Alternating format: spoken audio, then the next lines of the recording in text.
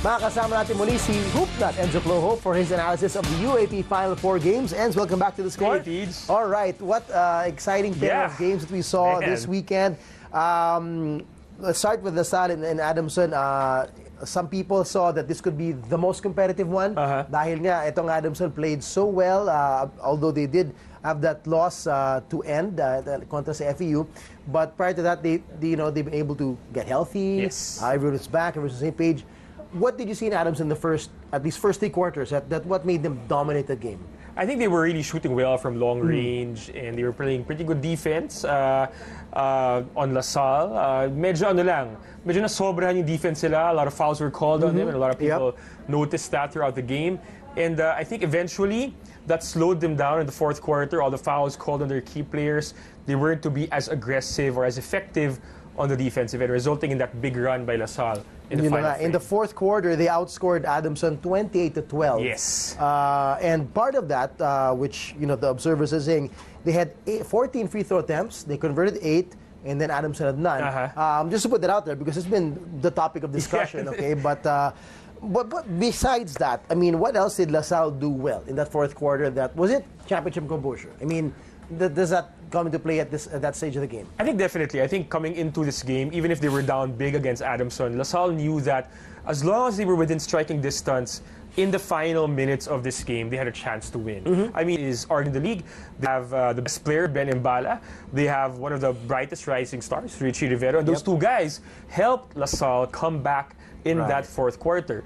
I think that they were the more aggressive team in the last 10 minutes, and that aggression was rewarded handsomely. And when a team plays very aggressively attacking the basket, the tendency is for them to get a lot of free throws as well. And that's what we saw in that final quarter for LaSalle. Adamson, they lived and died with their three-point shot. And this is a team that you kind of expect that to happen for them. But at the fourth quarter, medyo talagang nawala na yung kanilang outside shots. Yes. In the fourth quarter, they began to shoot blanks, and when that happens for you as a jump shooting team, and then you keep on fouling on the other end, also that really spells a lot of trouble for you.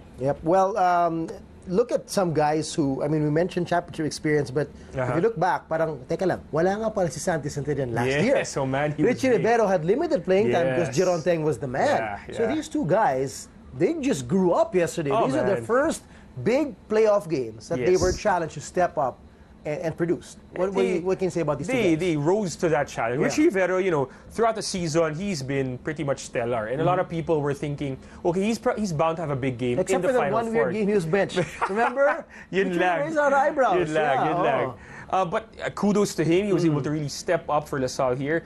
But ako, as impressive as Richie was, for me, talagang mas malaking factor si Santi Santillan. This guy really just came out of nowhere this season to be maybe the second best big man on this team. I mean, they've got Abu Tratter, they've got Justin Baltazar, they've got Prince Rivero, who's arguably a big man also, but Santi Santillan has stolen the show for LaSalle, and once again, he came up big for them in that game against Adamson. 15 points, 6 of 10 shooting. He was huge. 8 rebounds as well, 3 offensive. Solid game for Santi Santillan. Okay, that is in the books.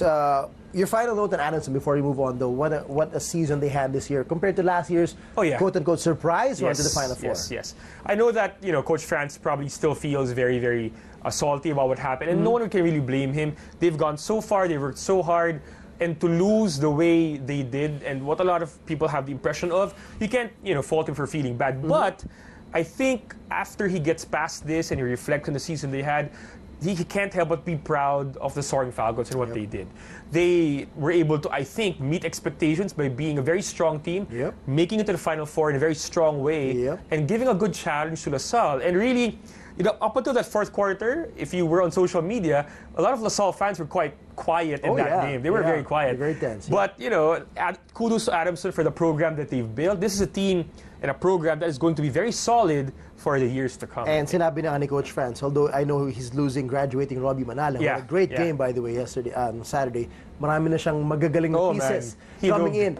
He confidently said that on a press con where he's feeling bad, and yet, yun yung alas ni Coach France. So, more exciting stuff from Adamson next season. For sure. Great season so far for them. Okay, moving on to the game yesterday, which was one of those matchups na hindi siguro inasahan ng marami would be as competitive.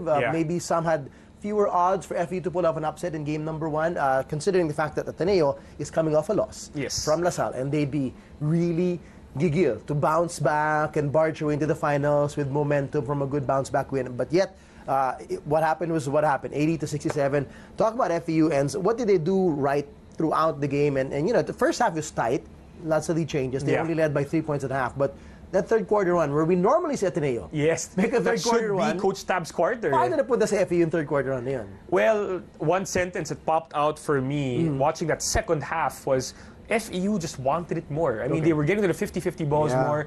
They were rebounding more. Guys like Richard Escoto, Hubert Cani coming off the bench. Many of their supporting cast guys were really stepping up. And usually, these are things you say about the Ateneo guys. Guys like Isaac Go, like Vince Tolentino, but like Rafi Verano. But you couldn't feel their presence so much in this game. On the other end, you got a lot from FEU all across the table. Denison had one of his finest offensive games of the season, 17 points.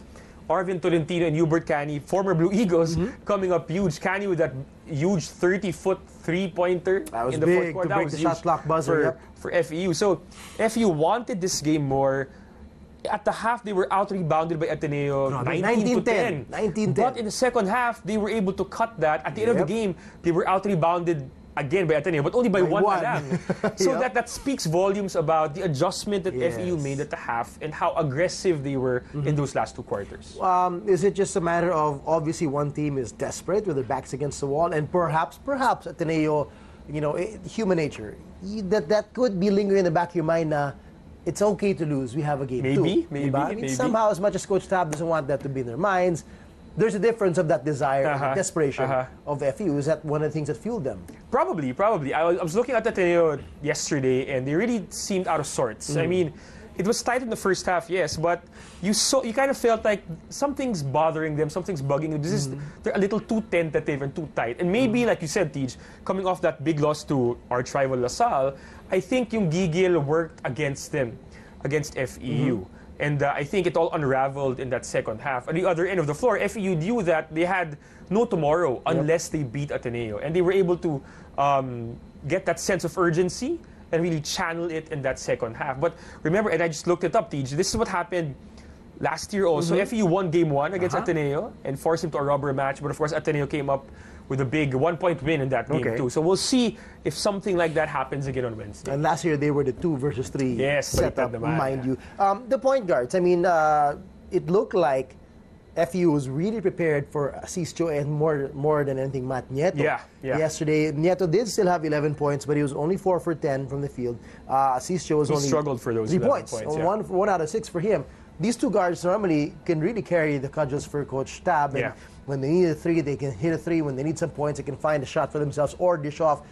Was it a matter of more physical defense on them, bigger guys being guarding them, or what? I think so. I think that FEU was able to really just limit their productivity with their aggressive defense. Aggressive, not meaning, we were talking about this earlier, Tej.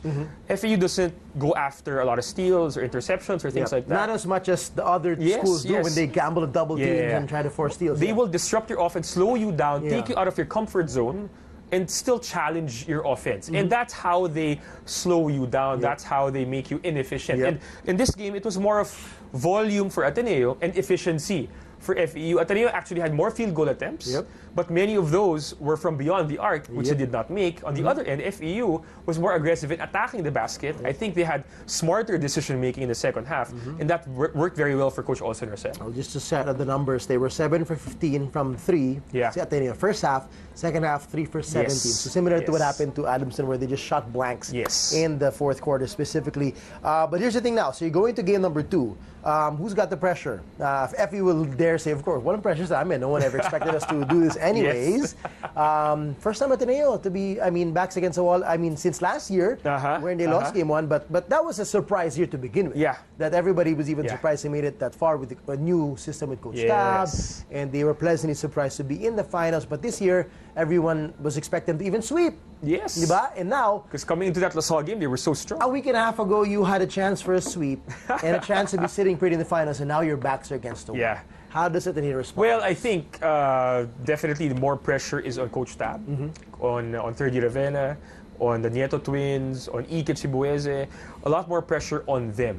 They're the number 1 seed. They were supposed to sweep, like you said, Tej, and they're against an FEU team that they've pretty much been doing well against for the entire elimination round. The two games they played, yes. they dominated them. Yeah, double digits. A lot more pressure definitely on Ateneo, and that's going to be a test of character, a test of will for this team. And Coach Tab, I think more than the X's and O's, more than adjustments with the rosters and the lineups, he has to get them checked in mentally. And they have to rediscover who they are as a team. And that sounds very cliche, I know that, but it is what it is. Pagdating sa point na to kasi, Tej, parang, I mean, you ask Coach Olsen, I'm sure they know all the tendencies of the Ateneo players. I'm sure Coach Tab, Coach Sandy, they know all the tendencies of the FEU players also. It's down to will and aggression and, at the end of the day, stability and decision-making. And those are the things that Ateneo has to do well, because if not, FEU is gonna take them on Wednesday. Well, with all the drama on the table, one thing's for sure: whoever advances will be truly deserving to be in the finals. So it should be another great one. Ateneo FEU on Wednesday. Enzo, maraming salamat. Thanks, Steve. See you again soon. For more sports updates, keep watching The Score, and don't forget to subscribe.